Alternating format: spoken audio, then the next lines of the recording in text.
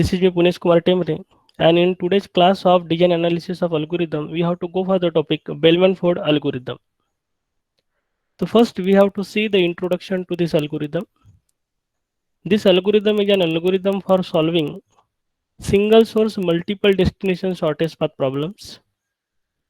This algorithm was first proposed by Alfonso Simbel in 1955, but is instead named after Richard Bellman and Lester Ford Jr., who published it in 1958 and 1956 respectively. Edward F. Murray also published the same algorithm in 1957, and for this reason, it is also sometimes called as Bellman-Ford-Murray algorithm. Now we have to go for some of the important concepts related to Bellman-Ford algorithm. This algorithm is slower than that of Dijkstra algorithm for same problem, but more versatile than that of Dijkstra algorithm. If we are going for Dijkstra algorithm, then Dijkstra algorithm was capable of solving single source multiple destination shortest path problem only if all the edge weights were positive.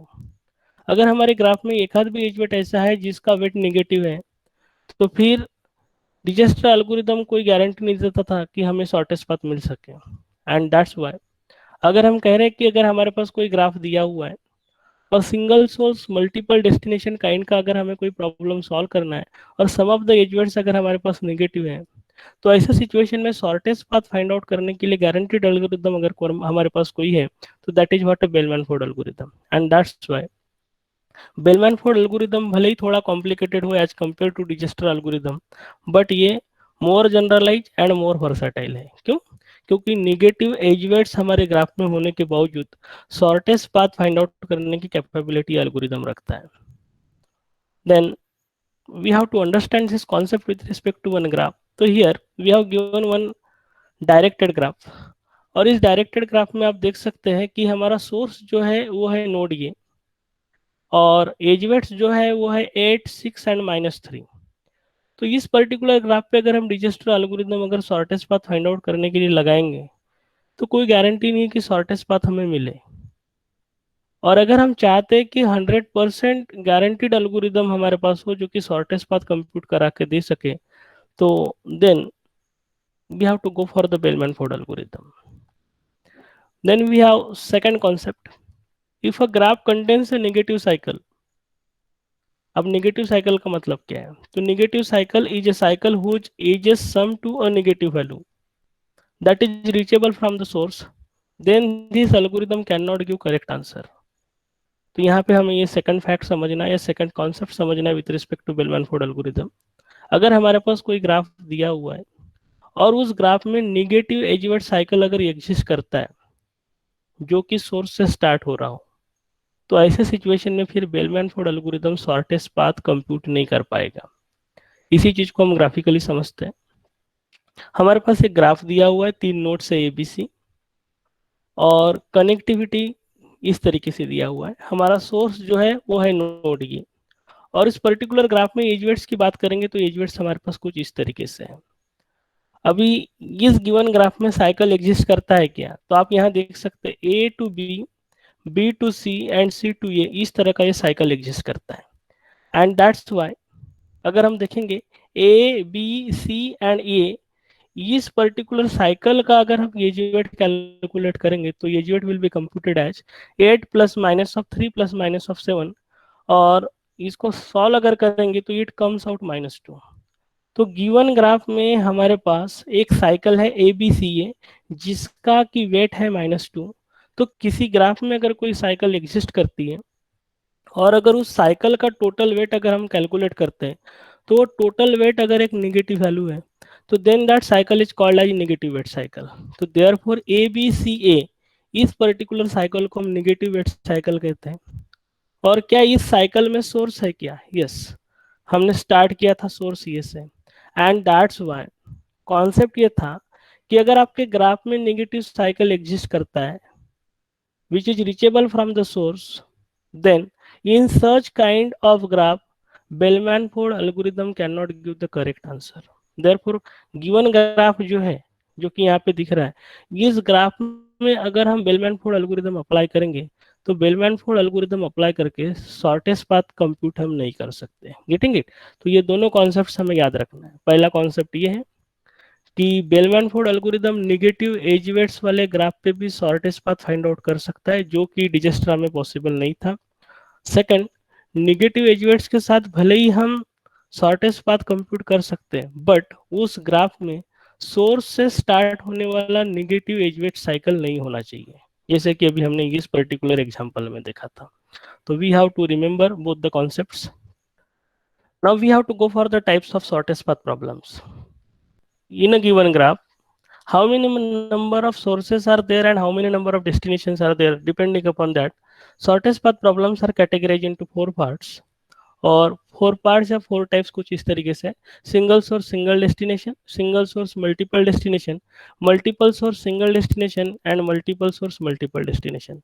तो particularly अगर हमारे पास कोई problem single source multiple destination इस category का अगर है, तो at that time we can use Dijkstra algorithm as well as Bellman Ford algorithm. अब डिजस्टर कब यूज करेंगे और बेलमैन फोर्ड कब यूज करेंगे? तो अगर हमारे ग्राफ में सारे के सारे एज वेट्स अगर पॉजिटिव है, तो then in order to solve single source multiple destination problem हम डिजस्टर एल्गोरिथम यूज करते हैं। Where edge sum of the edge weights अगर नेगेटिव है और अगर प्रॉब्लम का टाइप है single source multiple destination, then we are going for Bellman Ford algorithm. And now we have to go for a Bellman-Ford's algorithm. तो particularly this algorithm is designed by using greedy strategy, और इस algorithm का अगर हम function name देखेंगे या function call देखेंगे, तो function call is Bellman Ford and here we are passing two parameters g, s। तो g का मतलब है हमारा ग्राफ और s का मतलब है हमारा सोर्स। तो पर्टिकुलरली बेलमैन फोर्ड एल्गोरिदम में फिर से सोर्स स्पेसिफाई किया हुआ रहेगा, और पर्टिकुलरली एल्गोरिदम अगर हम डिजाइन करते तो वहाँ पे टोटल 3 स्टेप रहेंगे। हमारा पहला स्टेप होगा इनिशियलाइजेशन, सेकेंड स्टेप होगा ऑप्टिमाइजेशन, और थर्ड स्टेप होगा हमारा वेरिफिकेशन। तो इनिशियलाइजेशन में हम एग्जैक्टली क्या करेंगे? तो इनिशियलाइजेशन फेज बिल्कुल सेम है as compare to Dijkstra algorithm, जहाँ पे भी हमने initialize single source function apply किया था। और स्टेप 2 जो है वो है ऑप्टिमाइजेशन फेज। तो ऑप्टिमाइजेशन फेज में हम एजेस को मल्टीपल टाइम रिलैक्स करते जाते हैं, और एजेस को मल्टीपल टाइम रिलैक्स करते हुए ऑप्टिमल स्पैनिंग ट्री बनाने वाला कॉन्सेप्ट हम स्टेप नंबर 2 में अप्लाई करते हैं। तो मल्टीपल टाइम रिलैक्स करते हुए शॉर्टेस्ट पाथ ट्री बनना चाहिए। This is what the aim of step number 2 which is called as optimization. Whereas third step में हम सारे के सारे एजेस को एक बार चेक करते क्या वो फुल्ली रिलैक्स हो गए क्या। Getting it? तो इस तरीके से bellman Ford algorithm total 3 step में वर्क करता है, और अब ये तीनों स्टेप का सूडो कोड हम 1 बाय 1 स्टडी करेंगे। तो now we have to go for step 1, और स्टेप 1 का सूडो कोड है initialize single source g, s। तो ऑलरेडी हमने initialize single source g, s earlier video में डिस्कस किया हुआ है। सिंपली हमें याद रखना है कि इनिशियलाइज सिंगल सोर्स फंक्शन में हम सोर्स की वैल्यू 0 करते हैं, बाकी रिमेनिंग नोड्स की वैल्यू इन्फिनिटी करते हैं, और सबके पेरेंट नील सेट करके रखते हैं। तो this is about the step 1 initialization. और सेकंड स्टेप जो है that is what a iterative step. Multiple time edges का हमें रिलैक्सेशन परफॉर्म करना है। तो मल्टीपल टाइम एजेस का रिलैक्सेशन अगर हम परफॉर्म करेंगे, तो इसके पीछे का बेसिक मोटिव ये होता है स्टेप नंबर 2 में कि हम ऑप्टिमल स्पैनिंग ट्री बनाएं, और ऑप्टिमल स्पैनिंग ट्री में हम उन्हीं एजेस को कंसीडर करेंगे जिसकी वजह से हमें शॉर्टेस्ट पाथ मिलने वाला है। तो पर्टिकुलरली ऑप्टिमाइजेशन जब हम अप्लाई करेंगे, तो how many number of iterations we will require? तो that is what given by cardinality of v of g minus of 1। अब cardinality of v of g minus of 1 का मतलब क्या है? तो cardinality of v of g minus of 1 का मतलब है आपके ग्राफ में टोटल वर्टाइसेस कितने हैं, दैट माइनस 1 टाइम। तो अगर हमारे ग्राफ में टोटल 5 वर्टाइसेस है, तो 5 minus 1 that will be equal to 4, यानी टोटल 4 इटरेशंस लगेंगे। तो जितने नोड्स है दैट माइनस 1 टाइम आपको इटरेशन अप्लाई करना है, और इटरेशन आपका 1 से लेके v ऑफ g माइनस 1 तक के रन कराना है। अब हर इटरेशन में आपको करना क्या है? तो हर इटरेशन में do for each edge U V belongs to E of G, यानी ग्राफ के हर एक एज के लिए आपको रिलैक्स फंक्शन परफॉर्म करना है। तो this is what the pseudo code of step number 2 optimization. तो ऑप्टिमाइजेशन स्टेप क्या कहता है? ऑप्टिमाइजेशन स्टेप कहता है कि हर एक एज को आप रिलैक्स करो हर इटरेशन में, और टोटल इटरेशंस कितने लगेंगे? जितने की आपके ग्राफ के नोड्स है दैट माइनस 1 टाइम।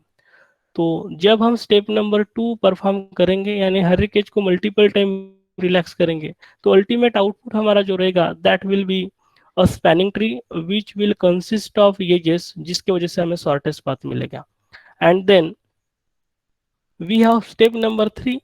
अब स्टेप नंबर 3 में हमें क्या करना है, तो for each edge U V belongs to U of G, यानी ग्राफ के हर एक एज के लिए रिलैक्सेशन की जो कंडीशन है, कंडीशन क्या है, if d of we greater than d of you plus W of you v, इस कंडीशन को फिर से हम वेरीफाई करने वाले हैं. क्या हर एक एज हमारा रिलैक्स हो चुका है क्या? अगर एज रिलैक्स अगर हुआ है तो डेफिनेटली ये कंडीशन फॉल्स आने वाला है, और अगर ये वाला एज रिलैक्स नहीं हुआ होगा तो फिर ये वाला आंसर ट्रू आएगा. तो ultimately this is about the step number 3, जहां पे कि हम हर एक एज को ऑलरेडी रिलैक्स किया नहीं, ये सिंपली हम चेक करने वाले. And at the end, Bell-Manford algorithm return Boolean value in the form of a true value. Getting it? So this was about the step number 3, which was called as the verification. And now we have to understand the demonstration of this Bell-Manford algorithm with respect to one problem. So here we have problem 1. Illustrate stepwise execution of Bell-Manford algorithm on the following graph to compute shortest path from vertex A to destination vertex C. हमारे पास एक graph दिया हुआ है, total 5 vertices a b c d. पांचों vertices के बीच में connectivity directed connectivity है जो कि यहाँ पे दी हुई है, और इनके एज वेट कुछ इस तरीके से है. Definitely we have to compute shortest path from vertex A to vertex C, यानी हमारा सोर्स जो रहेगा that will be vertex A, और वर्टेक्स ए कंसीडर करते हुए डेस्टिनेशन वर्टेक्स ई तक के हमें शॉर्टेस्ट पाथ कैलकुलेट करना है. And it is also asked that we have to give all the computation during each iteration. So now we have to go for the solution. So here we have solution, और step 1 is initialization. तो initialization में हमारे algorithm का first line है initialize single source g, s. तो particularly initialize single source g, s से function करता क्या है, तो इस फंक्शन के डिटेल्स इस तरीके से है. initialize single source g, s for each vertex v belongs to v of g, distance of v will be equals to infinity, parent of v equals to nil and distance of s equals to 0. तो in short अगर कहा जाए तो initialise single source function में graph के जितने भी nodes हैं सबके लिए हम डिस्टेंस वैल्यू और पेरेंट वैल्यू सेट करते हैं. तो जैसे कि हमारे ग्राफ के वर्टाइसेस जो है वो है ए बी सी डी, तो सबके लिए डिस्टेंस वैल्यू और पेरेंट वैल्यू हमें सेट करना है. एंड दैट्स वाई हमारा फर्स्ट वर्टेक्स जो है दैट इज व्हाट वर्टेक्स ए. तो वर्टेक्स ए का डिस्टेंस अब सेट करेंगे इन्फिनिटी और उसका पेरेंट सेट करेंगे नील. Then for vertex B, distance infinity parent nil. Then for vertex C, distance infinity parent nil. Then for vertex D, distance infinity parent nil. And then we have last vertex E, जिसके लिए distance set करेंगे infinity parent नील. Parent नील का मतलब यह है कि हमने यहाँ पे कोई पर भी डायरेक्टेड एजेस नहीं दिखाया. पेरेंट को इंडिकेट करने का हमारा तरीका ये रहेगा कि हम डायरेक्टेड एरो डिफरेंशिएटिंग कलर से इंडिकेट करेंगे. यहाँ पे हमने कोई डायरेक्शनल वाले एरो नहीं दिखाया, इसका मतलब हमारा पेरेंट क्या है, नील. तो this was about for each vertex V belongs to V of G, D of V will be equals to infinity and pi of V will be equals to nil. हमारा last line जो है that is about the D of S is equals to 0. तो हमारा source कौन है, तो source है vertex ये, इसलिए अभी हमें वर्टेक्स ये के डिस्टेंस को 0 सेट करना पड़ेगा. ऑलरेडी हमने उसको इन्फिनिटी किया था, तो now we have to overwrite it by 0. तो देयरफॉर डिस्टेंस ऑफ ये विल बी इक्वल टू 0. तो जब कभी भी हम स्टेप 1 इनिशियलाइजेशन अप्लाई करेंगे तो स्टेप 1 इनिशियलाइजेशन का आउटपुट हमारा कुछ इस तरीके से रहेगा. Getting it? And now simply हम इस ग्राफ के जो एजेस है वो एजेस अभी ड्रॉ कर देते हैं और एज वेट्स को हम इम्पोर्ट कर देते हैं. And now we have to go to step 2. So here we have step 2 and step 2 is optimization. तो particularly step number 2 का काम है कि optimal spanning tree बनाए जो कि shortest path को indicate करे. And that's why here we have to perform various iterations, और number of iterations जो रहेंगे that will be given by cardinality of v of g minus of 1. तो यहाँ पे iterations चलने वाले हैं आपके 1 से लेके v of g minus of 1.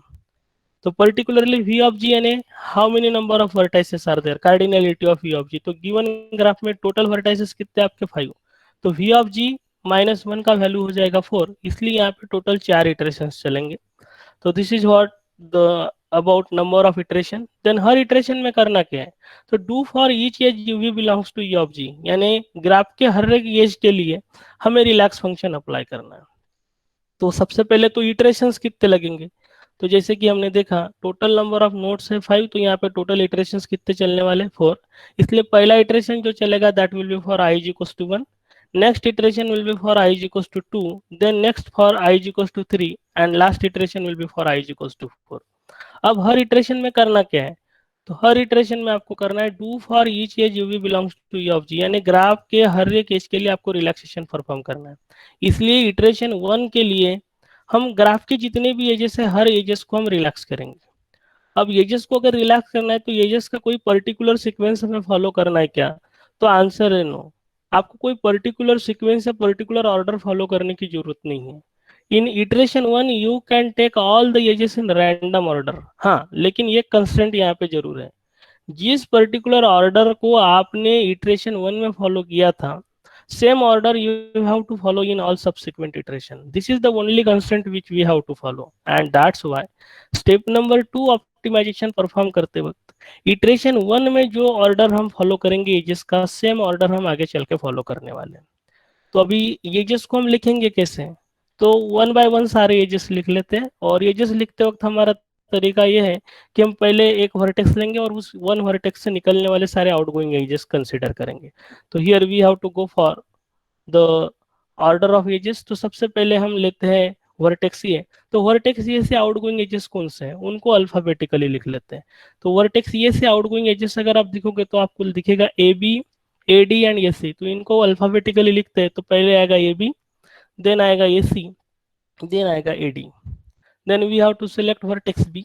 तो बी से आउटगोइंग एजेस जो है वो है B C and B E. Then vertex C consider अगर करते तो सी से आउटगोइंग एज एक ही है दैट इज सी। देन हम कंसीडर अगर करते ई वर्टेक्स, तो ई से आउटगोइंग एज एक ही है, no two edges are there that is E D and E A. तो अल्फाबेटिकली ई ए को पहले लिखेंगे बाद में ई डी लिखेंगे, एंड लास्ट वर्टेक्स जो है that is what D, D से एक ही outgoing edge that is what D B. तो in this way we have considered all the edges. Particularly ये स्ट्रेटेजी अगर आप फॉलो करते हैं तो आपके एजेस मिस होने के चांसेस निकल जाते हैं। मेनी टाइम्स होता यूं है कि प्रॉब्लम सॉल्व करते वक्त हम कोई तो भी एक आधी एज मिस कर देते हैं, तो दैट्स वाई अल्फाबेटिकली एजेस अगर आप फॉलो करोगे और आउटगोइंग वाले एजेस को अगर आप कंसिडर करोगे, कोई तो भी सिस्टमेटिक तरीका अगर हम अप्लाई करते तो एजेस मिस करने के चांसेस काफी कम हो जाते हैं। तो in this way I have selected the order for iteration 1, and then same order we have to follow for the all subsequent iterations, which will be for I is equals to 2, I is equals to 3 and I is equals to 4. So now we have to go for all the iterations one by one. So here we have iteration 1.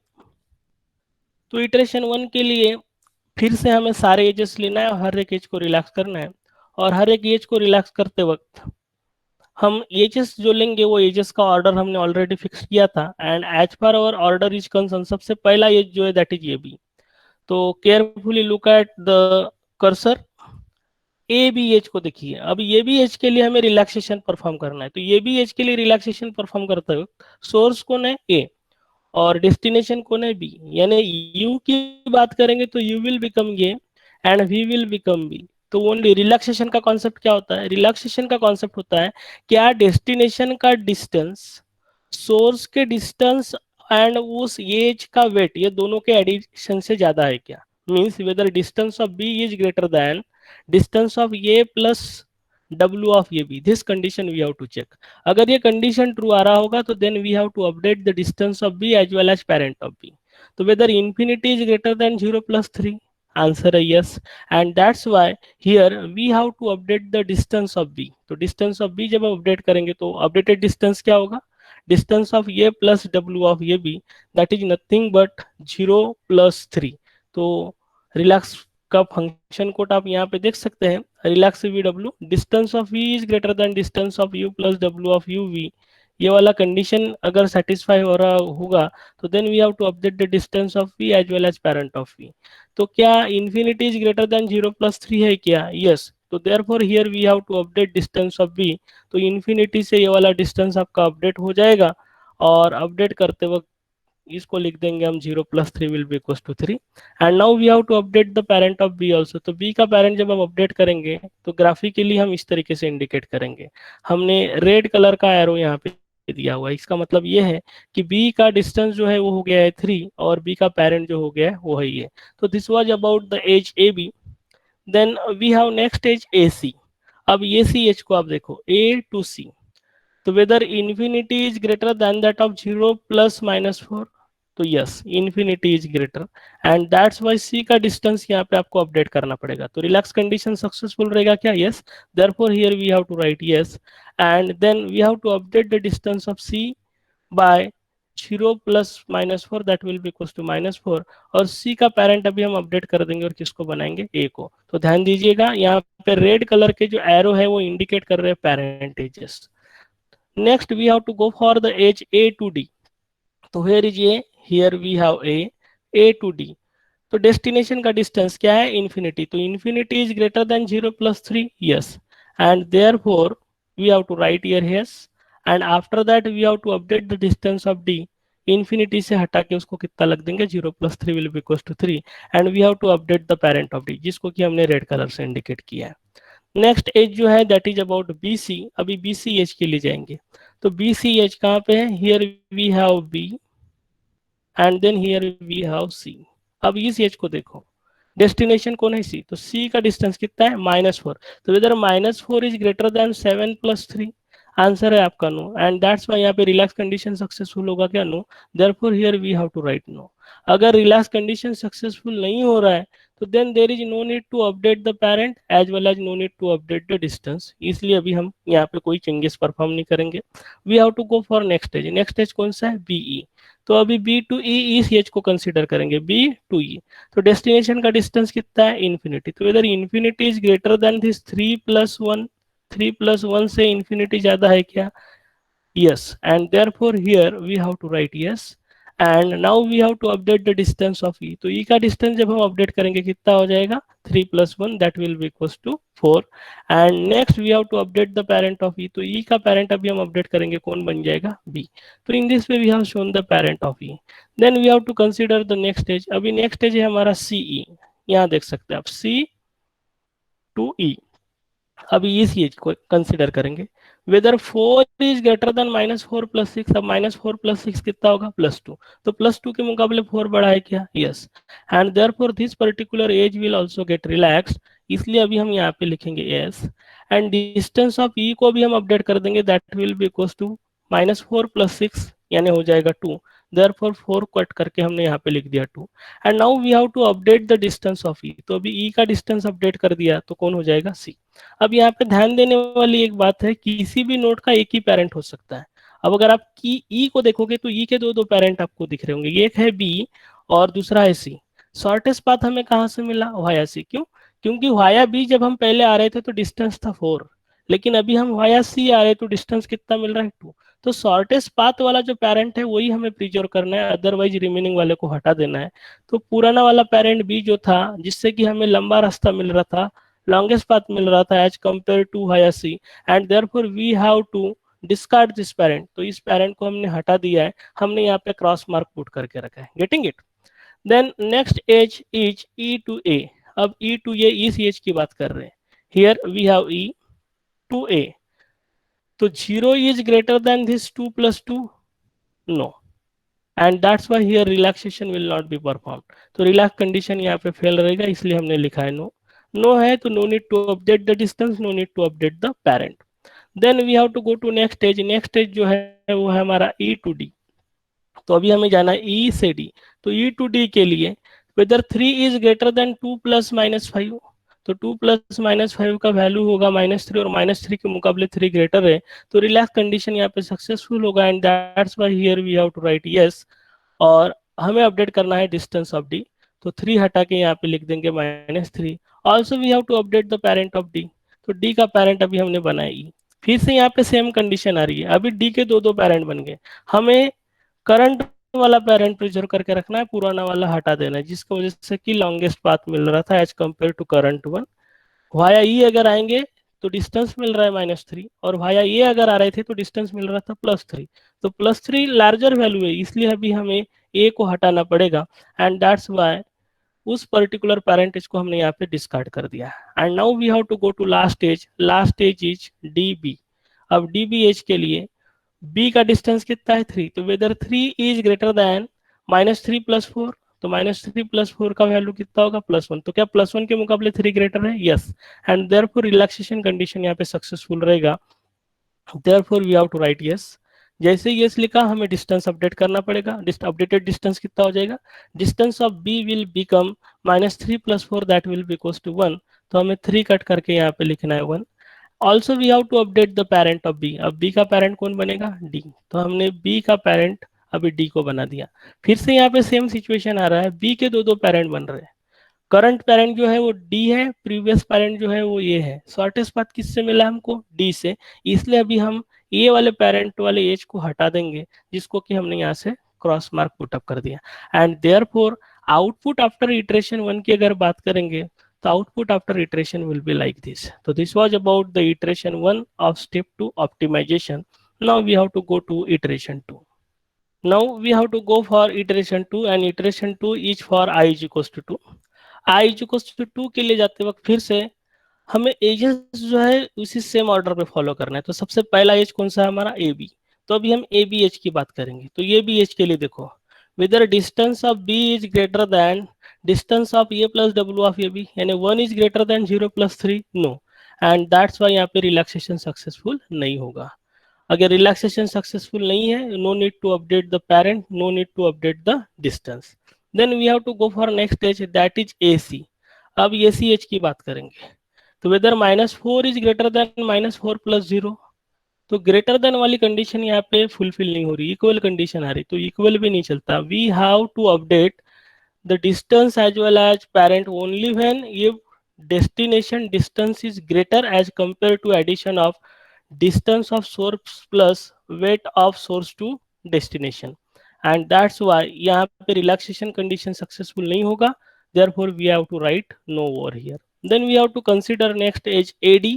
अभी आप A to D edge देखो, A to D -3 is greater than 0 plus 3, condition false, equals condition आ रहा है, इसका मतलब relaxation condition successful नहीं होगा। Then B to C. तो बी टू सी के लिए भी हम चेक करेंगे बी टू सी। तो -4 is greater than 7 plus 1, no. फिर से रिलैक्सेशन कंडीशन यहाँ पे सक्सेसफुल नहीं हो रहा है। Then B to E, B to E condition check कर रहे हैं, B to E whether 2 is greater than 1 plus 1, no, equals to condition आ रहा है, equals to को भी हम अलाउ नहीं करते, and that's why relax condition यहाँ पे क्या हो जाएगा? फेल हो जाएगा। then we have to go to next stage, that is CE। CEH की बात करते हैं। तो C to E, here we have C to E, whether 2 is greater than -4 plus 6 equal to condition आ रहा है, इसका मतलब रिलैक्स कंडीशन यहाँ पे भी सक्सेसफुल नहीं होगा। We have to write here no. Then E to A, E to A, whether 0 is greater than 2 plus 2, no, relaxation condition will become fail, therefore we have to write no।